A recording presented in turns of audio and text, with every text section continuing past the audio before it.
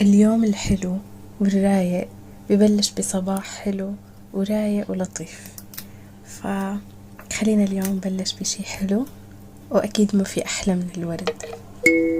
السلام عليكم، أهلا يا سكات، أهلا فيكم على فيديو اليوم. معكم بيان ورجعت لكم من جديد يا أحلى وردات بكل العالم. اليوم الفيديو هيك نبلش بالورد. عندي هدول الوردات مجففين، وحبيت هيك بعد ما تجففوا اني احطهم بهي الفازة يعني، وهيك لاقيلن مكان بقلب البيت. ويا حذركن وين حطيتهم، هلا اكيد بقلب الفيديو رح تشوفوا وين حطيتهم. بدي اقولكن انه مليان مثل العادة. فيديو اليوم أول شي رح أحضر معكم السحور، رح أعمل هيك فطاير بالفرن، وكمان رح أشارك معكم روتيني للعناية ببشرتي والمكملات الغذائية اللي باخدها، وكمان رح أحضر معكم الفطور وإلكم كيف نحفت هيك أكتر من 3 كيلو خلال أسبوعين بس برمضان. وأخيرا وليس آخرا رح اخذكم معي بمشوار لطيف، يعني نحضر السحور ونحضر الفطور وكل شي اليوم رح شاركه معكم بإذن الله. فالفيديو مثل ما قلت لكم مليان، تابعوني للآخر وإن شاء الله يا رب تستمتعوا ويكون هذا الفيديو مفيد لإلكم. وبدي أقولكم إذا عم تحبوا القناة ما تنسوا تشتركوا فيها وتحطوا لي لايك، لأنه بصراحة هاي الفترة هدول الشهرين عاطي حالي إنه أنا رح أشتغل وأتعب على حالي فيهم. إذا نجحت القناة إن شاء الله رح أستمر، وإذا ما شديت أكتر من هيك فللأسف احتمال كبير إنه وقف، وكله خير يعني، الله يختار لي الخير يا رب.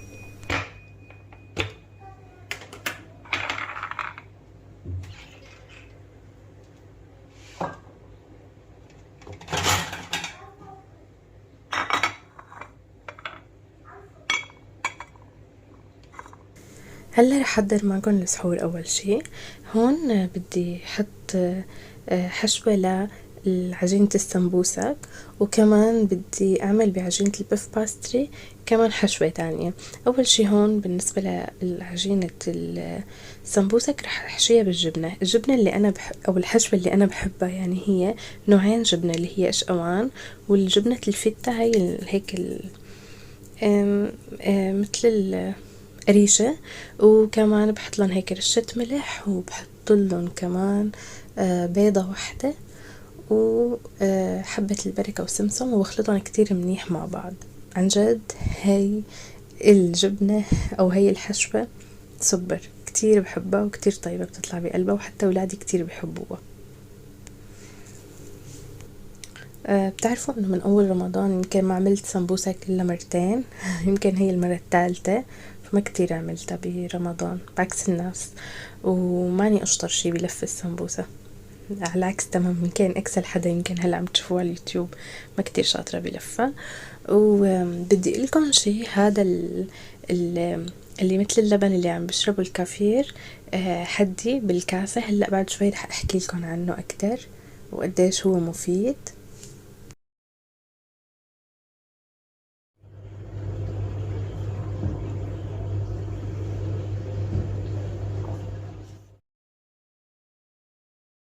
وهلا بنجي لعجينة البيف باستري.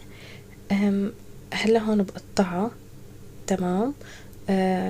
عم قطعها هيك يعني 3 أو 4 قطع، ما بدي اياها تطلع كبيرة وبدي اعملها بشكل مربعات. بالنسبة للحشوة اللي حطيتها فيها هي حشوة بصلة مع لحمة مع بقدونس وملح وفلفل بس، ما حطيت اي شي تاني. وبعدين بسكرهم بهالشكل، وبالاخر بعملهم هيك حزوز بالشوكة بيطلع شكلهم كتير حلو. هلا انا اليوم عملت كمية كتير كبيرة وخبيت يعني نصهم او اكتر من نصهم خبيتهم بالثلاجة، يعني هيك كل ما بدنا بطلع منهم. وانا بحب عجينة البيف باستري اكتر من عجينة السمبوسك صراحة، بحسها اطيب وهيك هشة اكتر. واخيرا هلا بحطهم كلياتهم بصينية وبدخلهم على الفرن. بقاموسي اخر احتمال هو القلي، وهون هيك بس بدهنهم بزيت زيتون، وبعدين بدخلهم على الفرن وبيطلعوا ما احلاهم متحمرين وعم يقرشوا، ولا اطيب من هيك هلا رح تشوفوهم. وهلا لبنا ما نجهز كل الامور، خليني احكي لكم كيف نحفت برمضان اكتر من 3 كيلو، فيكم تقولوا 4 كيلو تقريبا، بدون ابدا يعني بدون اي ما بعرف بدون أي جهد، حتى أنا استغربت. الحمد لله رب العالمين. قبل رمضان أنا سجلت بالنادي وكنت أكل أكل صحي لمدة شهر كامل، يعني حتى الخبز السكر تقريبا قطعته. بهداك الشهر كله والتعب كله ما نزل وزني أكتر من 2.5 كيلو. تخيلوا. أما هلأ خلال أسبوعين، يعني نص الشهر، وبدون أي برنامج غذائي عم باكل كل شي بيخطر على بالي، وعم باكل يعني حلو عم باكل مخبوزات مثل ما انكم شايفين.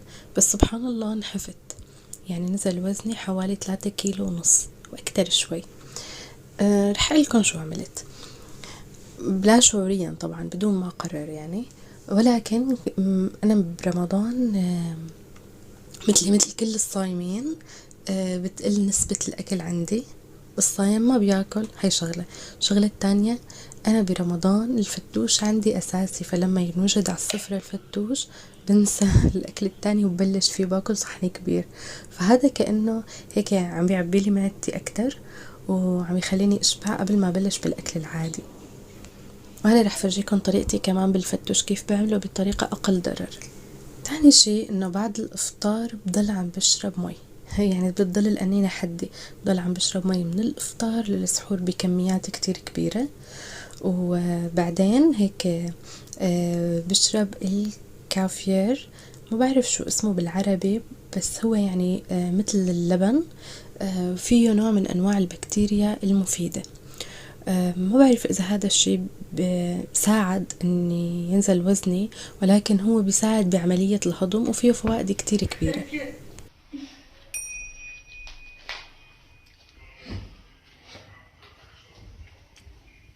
مساء الخيرات. هلا رح بلش معكم بروتيني للعناية بالبشرة، وهذا الروتين يعني صار لي من أول رمضان مستمر عليه، خصوصا قبل ما أنام، يعني بعد أذان الفجر. فاللي بعمله أول شي بمسك محرمة معطرة، بحط عليها ماء برد، وبتأكدوا انه المحارم المعطرة ما يكون فيها مواد كحولية او يعني اي شيء. وبمسح كامل الوجه فيها، بتأكد انه ما في اي شيء يعني على وجهي، خصوصا اذا كنا حاطين مثلا واقي شمس، او حتى حاطين مثلا كريم اساس، يعني اي شيء بتأكد انه نظيف تماما وما ضل فيه اي شيء. هلا عن جد عم بعمل الروتين معكم، وهيك خطر لي انه وقت اجيت اعمله خطر لي انه ليش ما صور، ممكن كتير صبايا استفادوا. وعلى فكرة اذا بدنا يعني البشرة تصير حلوة او اي نتيجة حلوة للبشرة، ف بظن انه يعني مو قبل العيد بيوم لازم نبلش بتنظيف البشرة وهي الاشياء، لازم يكون روتين يومي وعلى طول. اول شي وقبل كل شي بفرش اسناني، وبس بدي فرجيكم الفرشاي اللي بستخدمها. هي الفرشاي صبايا روعة، ليكوا كيف كتير الشعرات اللي فيها ناعمين، ويعني كتير منيحة أنا بحسها. ما بستخدم غيرهم هدول اللي هيك شعراتهم كتير ناعمين، بحسهم هن أحسن شي وما بيأذوا لسه. هلأ اليوم بلشة بالروتين قبل ما يأذن الفجر مشان بس صور لكم، فكاسة المي حدي ما بتفارقني مشان ما أنسى أشرب مي. تاني شي بعمله بعد ما اتأكدت انه ما ضل في اي كريم اساس ولا اي شي، شو بعمل؟ هلا حاليا عم بستخدم هي الفرشاية، احيانا بدون اي فرشاية وبدون اي شي، وبستخدم هذا الغسول. هذا الغسول صبايا كتير رخيص وكتير منيح يعني بنفس الوقت، ومثل ما قلت لكم خصوصا للبشرات الناشفة حسيت فيه كمية مرطب كبيرة وحسيته كتير منيح. وعلى فكرة هو 3 بواحد، كمان بيصير ماسك، يعني غير انه بينظف الوجه كمان بيصير ماسك. ورح فرجيكم كيف هيك قوامه مثل، ما بعرف كيف قوامه، هيك طيني. شوفوا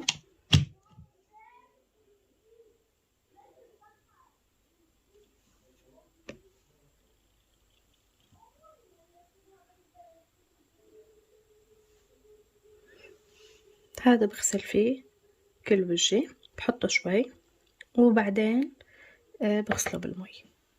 يلا رح ساوي وارجع لكم. عم شوف المكونات اللي فيه. لاحظت انه هون شوفوا مكتوب هايرلونيك اسيد، وبسمع انه كتير منيح يعني للبشرة. فعن جد صبايا خصوصا اللي بشرتها جافة بنصحكم انه تجيبوه. هلا الخطوة اللي بعدها بستخدم واحد من هدول السيروم. الفترة الماضية كنت عم بستخدمها، تقريبا رح يخلص، واللي هو كولاجين. والفترة هاي جبت نفس الماركة بس غير شي.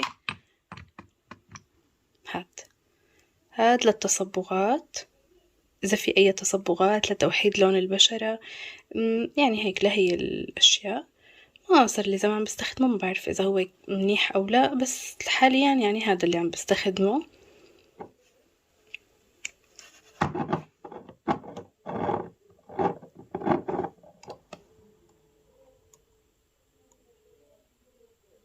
على فكرة كمية قليلة منه بتكفي كل الوجه، يعني هاي الكمية بتكفي كل الوجه.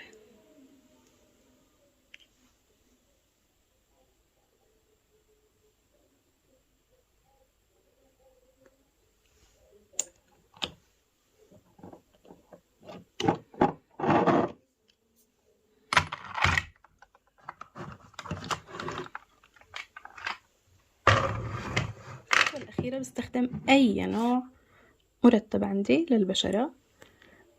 هلا هاد لكل البشرة بتوقع، مو بس للوجه، بس أنا بستخدمه خصوصا إنه فيه شيا بتر، يعني زبدة الشيا، ومعروف إنه كتير منيحة. فهذا هلا عم بستخدمه هي الفترة.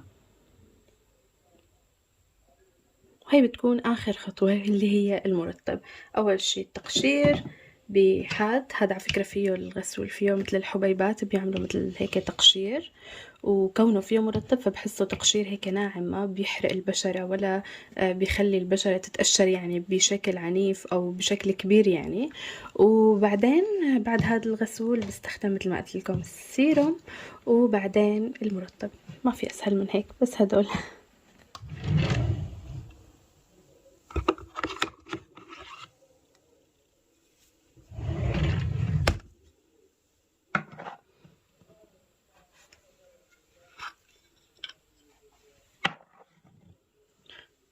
آخر شي هيك بحط شوية مرطب.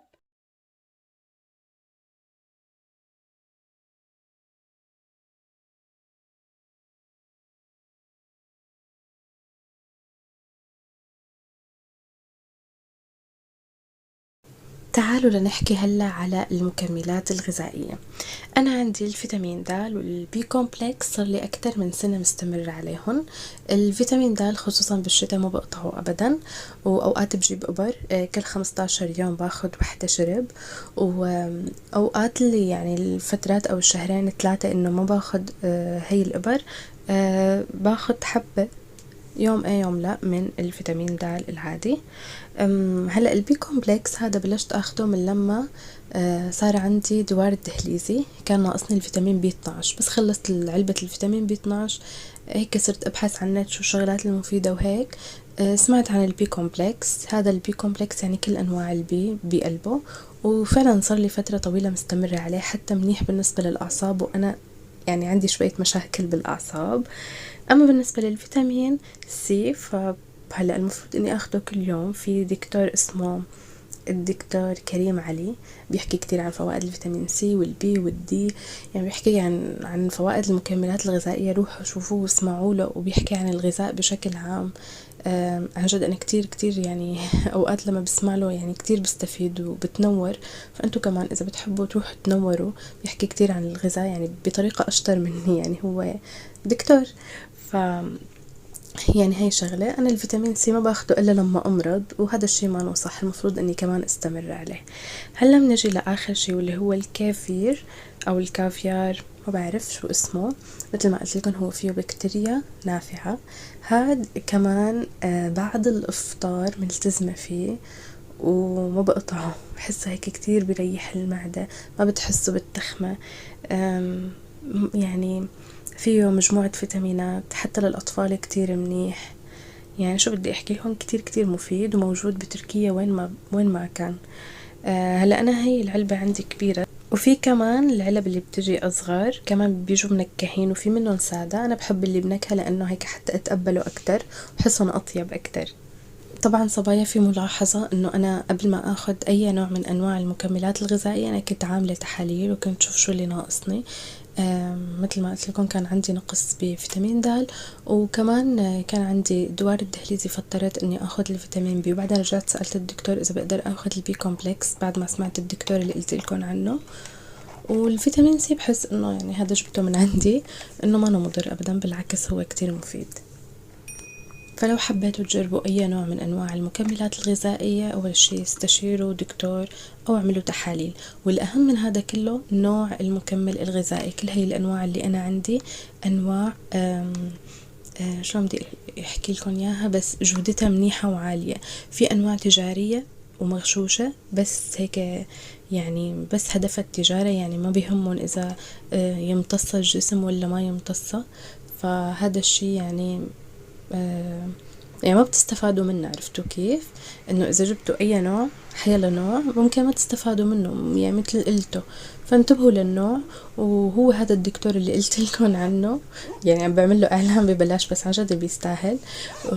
هذا الدكتور بيقلكم كيف تختاروا انواع الفيتامينات وشو اللي لازم يكون موجود فيها وكيف عياراتها وهيك يعني. فانتوا تنوروا وشوفوا شو اللي بيناسبكم. هلا هون هيك على الصبح حضرت له لإسلام اللانش بوكس واغراضه، الله ييسر امره يا رب، مع انه ما عم ياكل ابدا، يعني عم يرجع كل شيء، عم يرجع كل الاكل عندي على البيت. مين ابنه هيك مثل ابني؟ اكتبوا لي تحت بالتعليقات شو هيك في حيل او افكار عملتوها معهم. تعالوا هيك نحضر الفطور اليوم مع بعض.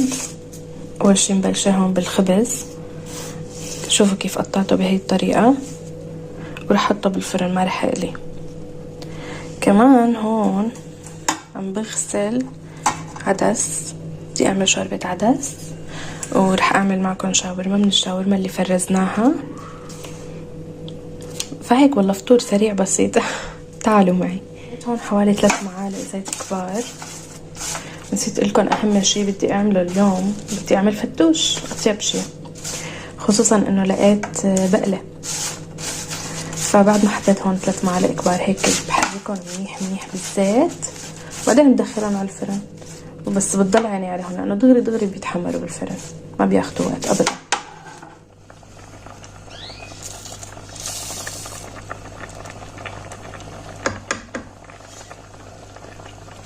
هلا هيك يعني تقريبا شبه استوت شوربة العدس، فبحط لها حوالي 2 معلقة شوفان. كمان بدي احط لها، هلا اذا ملاحظين لون العدس يعني مانو اورانج او هيك، لانه هذا اورجانيك بلدي او ما بعرف، يعني انه طبيعي فبيجي هيك لونه. اما التاني بحس لونه لا غير يعني.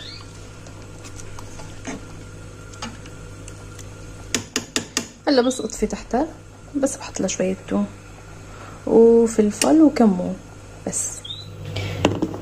هلا هون عندي هي الشاورما، طلعتها بكير مشان تذوب، فرزرناها مع بعض اذا بتتذكروا. رحت لكم رابط المفرزات بصندوق الوصف وبأول تعليق اذا بتحبوا تشوفوه.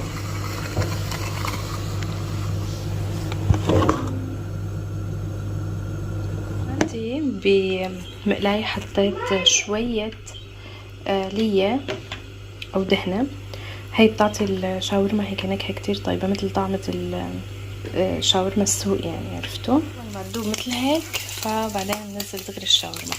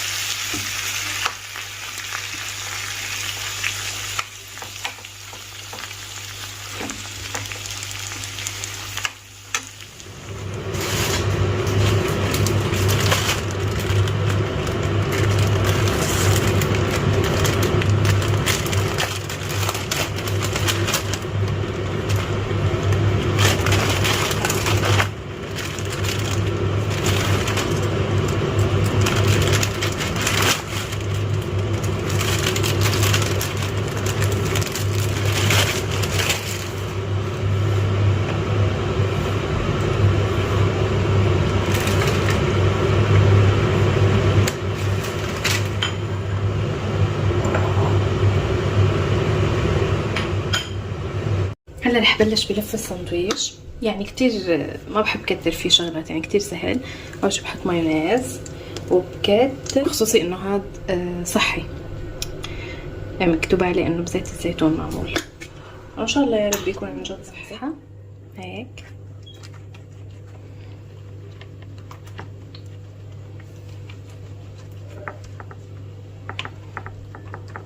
على فكرة صرنا من اول رمضان ما اكلنا شاورما، فاليوم هيك اجت على بالي.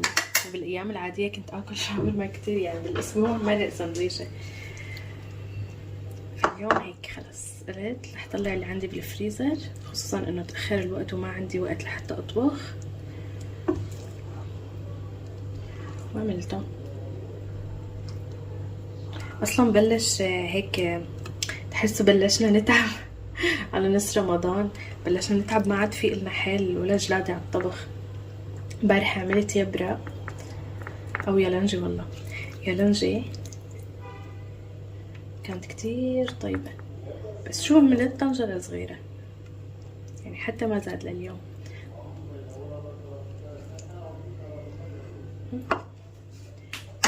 بعدين بنحطه مخلل.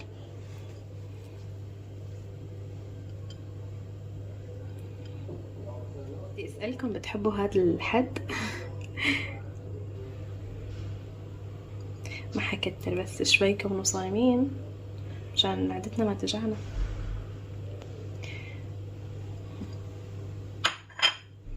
بعدين نعمل لهم هيك تانية ومن برمون ونحطه هيك.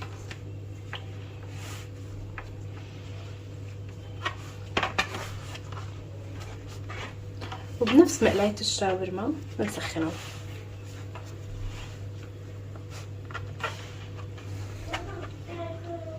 رجعت عملت سندويشة رابعة، فيعني الكمية اللي فرزناها هي قسمين، فكل قسم بيعمل 4 سندويشات بخبز التورتيلا طبعا. وخلي مكان التانية تبع السندويشة من تحت. تعالوا بفرجيكم الخبز كيف تأمر. شوفوا ما شاء الله، بشهي واخف ضرر، يعني ما قلنا بالزيت. على فكرة قرشته بتشهي. بدي اقلي شوية بطاطا، على فكرة فيني حمرهم او اقليهم بالفرن للبطاطا بنفس طريقة الخبز يعني، بس ما ضل عندي وقت، فهيك يعني بالمقلاية اسرع. شوفوا شو رح احط لهم، طلع كتير طيب. بهارات بطاطا من اي محل بهارات، قولوا له بس بدي بهارات بطاطا، هي نفسها اللي بيحطوها كمان بالمطاعم، كتير طيبة. هيك بتعطي نكهة للبطاطا كتير طيبة. وبرش لهم رشة ملح بس، وكمان زيت، بحط لهم زيت وبقلبهم بالزيت او زبدة، اوقات بحط نص زبدة نص زيت، جربوا والله طيبة.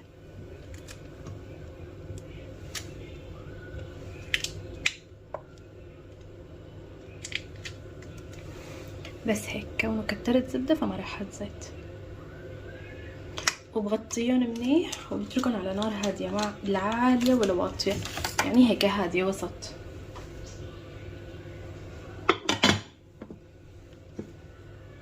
نجي للشوربة. ما بدي اعمل شي، بس بدي بالبلندر هيك اخفقها لحتى تنعم شوي.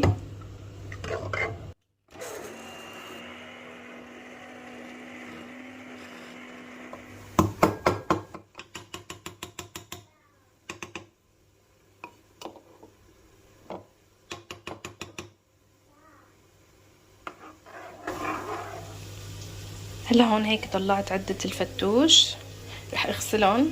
صراحة عندي خس وفي عندي كمان جرجير، بس ما رح احط الا هدول، بحسها رح تطلع اطيب. اهم شي البقلة. فيلا رح افرمهم وارجع لكم.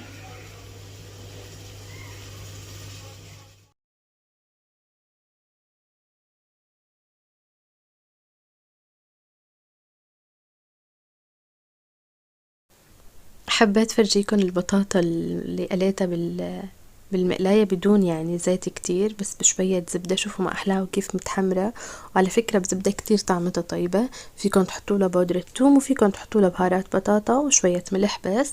وعن جد الأكل والصفرة كانت بتشهي. وبدي لكم شي إنه لما نحن نقلل يعني أو نلاقي بدائل للقلي بالزيت لهي الأشياء، المعدة بترتاح. يعني ما بتحسوا حالكم قمتوا من على الفطور وهيك متخومين ما انكم قدرانين تتحركوا.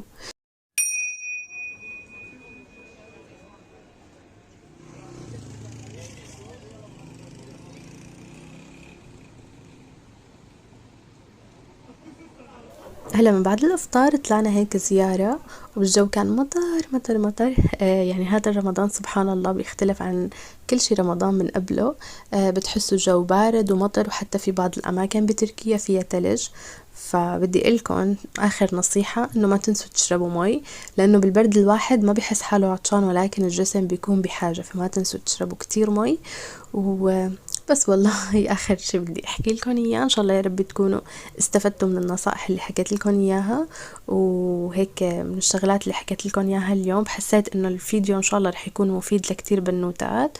وبس والله صبايا لهون بكون وصلت معكم لنهاية فيديو اليوم. ما تنسوني من دعوة حلوة، وان شاء الله لكم المثل يا رب. هلا صار لازم اني ودعكم واحكي لكم باي باي، مع السلامة.